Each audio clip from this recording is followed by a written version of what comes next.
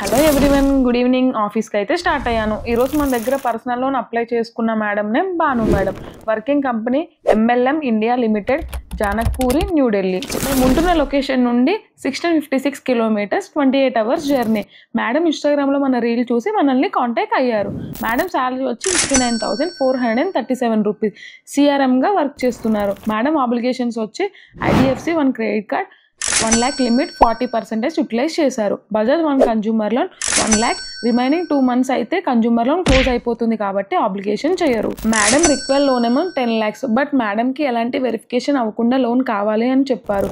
Madam file వచ్చాక file మొత్తం కంప్లీట్గా చెక్ చేసి మేడంకి హౌస్ వెరిఫికేషన్ వద్దు అన్నారు కాబట్టి మేడం ఫైల్ని IDFC బ్యాంక్లో లాగిన్ చేశాము.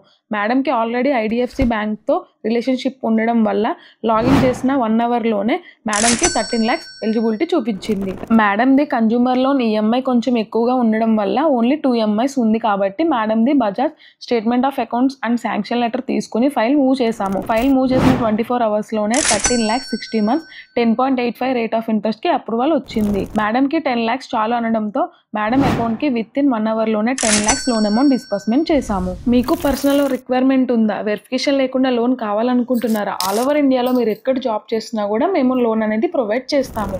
ఎందుకంటే ప్రొఫెషనల్ బ్యాంకర్స్ ఆల్ ఓవర్ ఇండియాలో 50+ బ్యాంక్స్ అండ్ NBFCతో కొలాబరేట్ అయి ఉంది.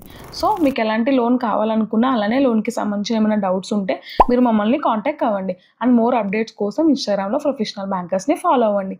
Thank you.